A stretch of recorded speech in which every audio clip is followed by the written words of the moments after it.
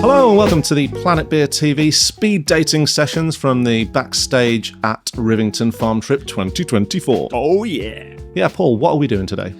This place, Chris, is packed to the rafters with quality breweries, so we thought we'd take the opportunity to get to know as many of them as we possibly can. Yeah, so we're going to do quick 15-minute sessions where we're going to ask them questions, a bit like speed dating. Yeah, a bit like speed dating. So we can ask them like, who are you?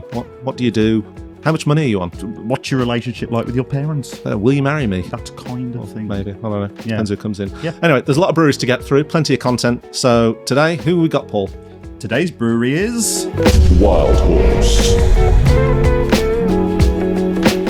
Okay, so we are here with Chris from Wild Horse. Hello, Chris. Hi, Chris. How's it going? All good, yeah. So, let's get stuck straight in because we haven't got much time. Tell us about yourself. So, Wild Horse were formed in 2015 in Llandudno, North Wales. I've been there for 7.5 years. Formed by a local couple, Dave and Emma, who had recently come back from Canada, got into craft beer over there.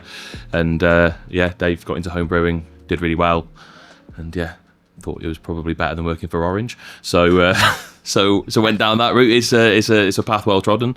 So we're now approaching 10th birthday next year. Awesome. Delivering beer across mainly North Wales. About 90-95% of our beer stays in the area. I think it'd be safe to say that success probably hasn't come overnight, because I think you've really come onto our radar in the past 3 years, maybe. So what's that journey been like? I mean, when did you join the brewery? So I joined in 2017. I'd done a couple of years working for another local brewery called Conway, who are a bit more traditional, more cask-led, which a lot of the North Wales scene certainly was. It still is to some degree, but it definitely was at that time. So we're a keg and can only brewery. We've dabbled with a bit of cask, but keg and can is really what we do. Yeah. It was keg and bottle to start with, but cans now obviously.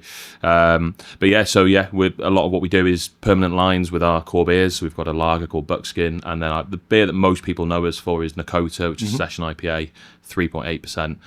Just sits on a bar grate, and it's perfect in rural North Wales. Wonderful. Yeah. So we've asked you to bring along a beer which either you're excited about at the moment or one that kind of best encapsulates Wild Horse. What have you brought along? So we've got a series called the Element series. This is number 15. So it's kind of it's a series that helps us kind of go into styles maybe that we wouldn't ordinarily do or haven't done very much of, or processes that we want to try, or ingredients we want to try. So this one specifically is a 4% pale ale with Kiwi hop called Nectaron. We hadn't used previously. It's a really great hop. It's tropical fruit, citrus. That's that comes up a lot with hops, but we wanted to really let that hop shine, and kind of a sessionable pale ale is really what we're about. We love easy drinking, pub-friendly beers, a beer that whatever pour size or can or whatever you've got, that you're not bored of it by the end of it. We want you to really enjoy it, and if you want another one, you can feel like you can have another one. I think we need to put that to the test, really. Yeah. So let's go. We've heard quite a lot about Nectaron, obviously, ever since 2023 when it first came out, I think. Yes, yeah. Have we done a hops in focus on Nectaron? No, I don't think so. We have we? No. But as far as I'm aware, it's a hop that just plays really well with others, and also it's just great on its own as well. I think it's one of those that it's a totally utilitarian hop in that sense. Yeah, absolutely. Yeah, it's I would say for a Kiwi hop, it's especially fruity. Yeah. So obviously be familiar with your Kiwi hops, your Nelson Sauvin, your Motueka, Rawaka, Rakau, things like that. And I think a lot of the Kiwi hops get banded in with the Aussie hops, which are a bit fruitier generally, like your Vic Secret and your Galaxy, Ella, Eclipse and stuff like that. But it's particularly fruity for a Kiwi hop, we think, and it's just great nose on it. That's nice. That's a good ronk on it, isn't it? It's familiar, isn't it? You cheers, drink. Cheers, by the way. Cheers. Very, very rude of me. Thank you. But it's it's going for. I mean, at the end of the day, it's easy sessionable pale ale, but plenty of flavour. So again, with this range, it allows us to do beers that are super drinkable and people want to really enjoy, but also we can up the dosing rates, up the hopping rates, and there's no kind of template that we have to stick to.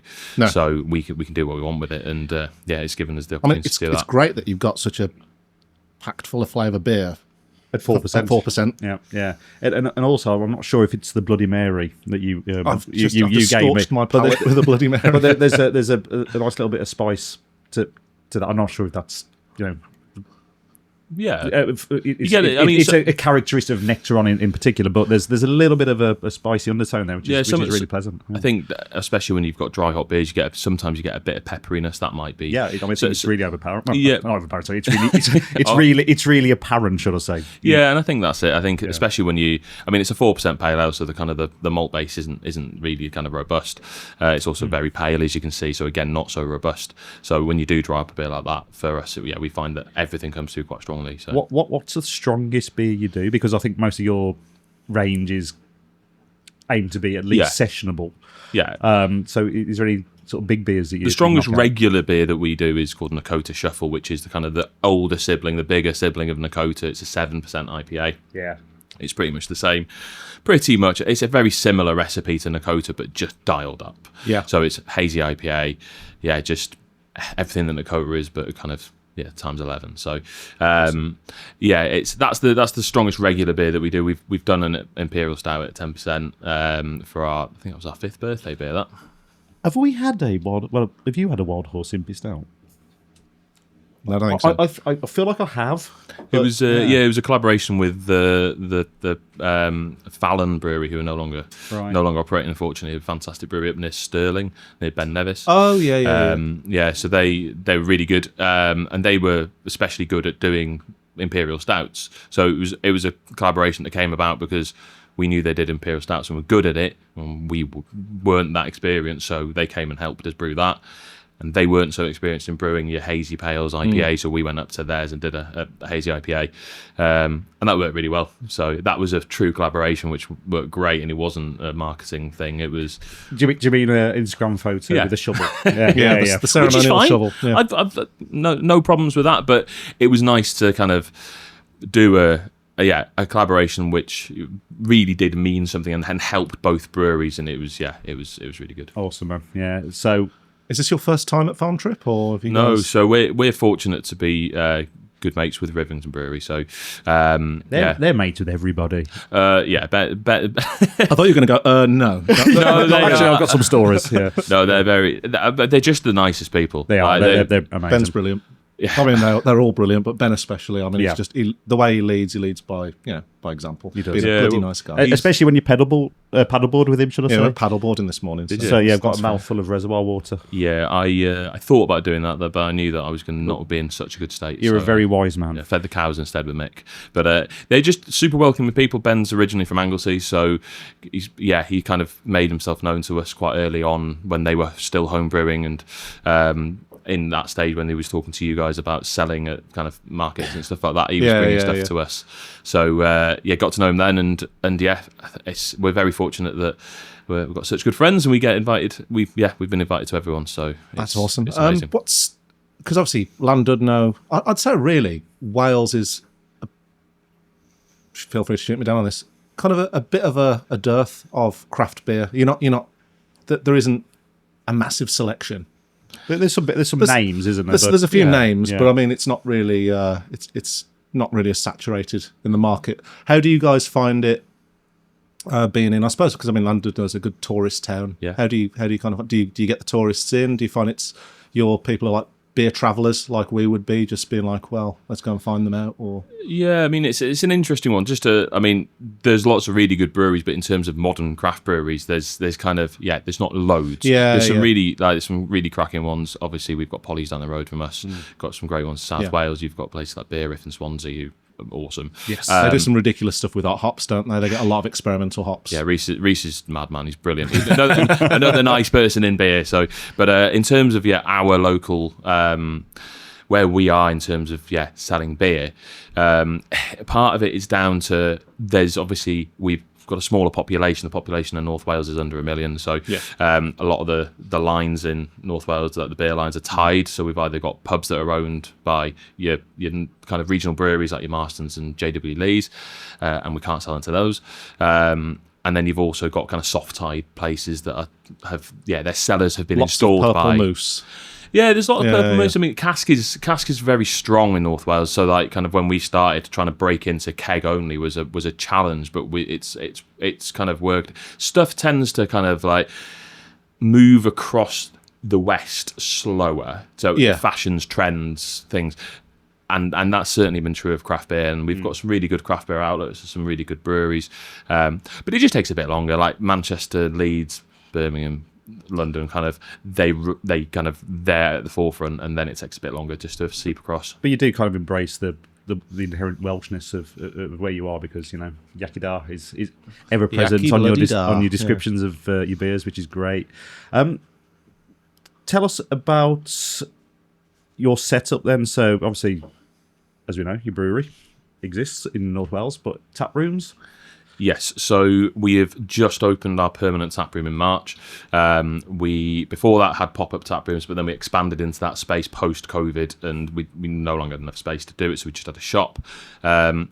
Talked about beer travellers before. We've not seen it so much. We've seen a bit of the tourists that come to Llandudno seek us out.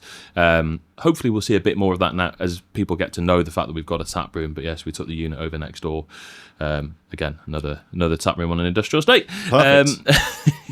Don't mess with the pattern, man. But we're in a beautiful location. Llandudno is an amazing town. It's got loads of great stuff, and the accessibility to world-class scenery and activities North Wales is unreal. Anglesey, Snowdonia, Llyn Peninsula.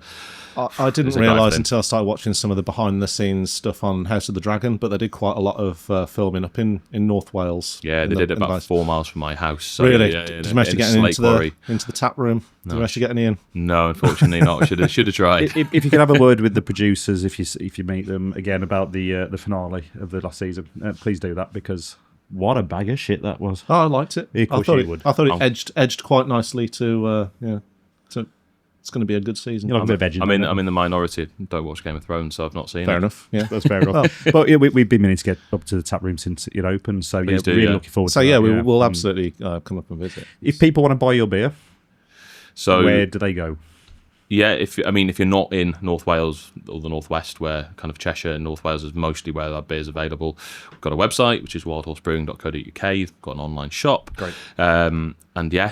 Come to North Wales, seek us out, and I think the other good thing is with your location as well is you're quite close to some big English cities like your England and Manchester. What's your favourite city? England. Yeah. Like Liverpool, Manchester. Yes. You've got a lot of those, and I know when I've been up to stay with like a mate up in Manchester, there's always like there's a Nakota or a Wild Horse line in a lot of the little tappies around there and stuff as well, because obviously you guys can just push your beer out into that kind of northwestern area of Britain. I'm just really conscious of our speed dating restrictions here, so we're running out of time. So apologies for cutting that one short. But we've got to ask the question, because we're here at Farm Trip, which I've been saying to Chris today and Jack behind the camera. It's probably one of the best festivals beer-wise that I've ever been to, and the scenery helps a lot there, obviously. Yeah. But what does Farm Trip mean to you as a brewer, and actually beer festivals in general? What does that bring to your table? It's for us, it's an amazing opportunity. It's a shop window for obviously, people come to Farm Trip because they're fans of Rivington. The mix of people that come here is unbelievable. You've got locals who are just normal locals, and then you've got your craft beer fans. What a place to have on your doorstep. It's phenomenal, yeah. So it's for us, it's a shop window, but it's also just such a lovely celebration in a wonderful place with wonderful people. And that's the thing. It's a cliche that gets trotted out about people in beer and craft beer, that everyone's lovely, and it really is the case. And it's really nice, and it's rubbing shoulders with people, having chats with you guys, and a vast variety of different breweries from all over. It's one of the things from us. I think we're kind of worried that we wouldn't be able to catch as many breweries as we can, because they're going to be busy doing other stuff and that. But we needn't worry, because when we're going around there, everyone's like, yeah man, just come find us. It's just the chillest industry. I mean, outside the marijuana industry, probably. But it's amazing, and it's great when you get a little peek behind the scenes as well. So everyone went out for a beer last night to the local pub when all the festivities here had finished, and that was great. Everyone drinks Guinness in the craft beer industry, and that's a fact. Guinness and lager. That's what they really Guinness drink. and lager, yeah. Exactly. That's what we all drink. Yep. It's all a show. We've got like 45 seconds or something. What's your dream collaboration? Throwing that on me. I know, yeah. I mean, you maybe one that's here right now. We'll get you set. I mean, we're speed dating, but maybe we can go. Well, towards dream collaboration. I'll say it because it's probably the best beer I had yesterday. Brewery I'd never had beer from before. Blackout from Transylvania and Romania. We going to speak to those. I think we've got those. At some We've point. got to speak to those today. Adrian is a super nice guy. Their beer is incredible. Again, Imperial Stouts. It's not something we do a lot, so that would be a great colour. Awesome. Thanks very much, Chris. Thank you very much for having me. Thank you. Cheers. Matey. And then can I just say as well, you're going to get thoroughly whipped for having your phone having notifications pop up every 30 seconds. So I don't care. if that was me, I'd be bollocked. Yakidar. Thanks, mate.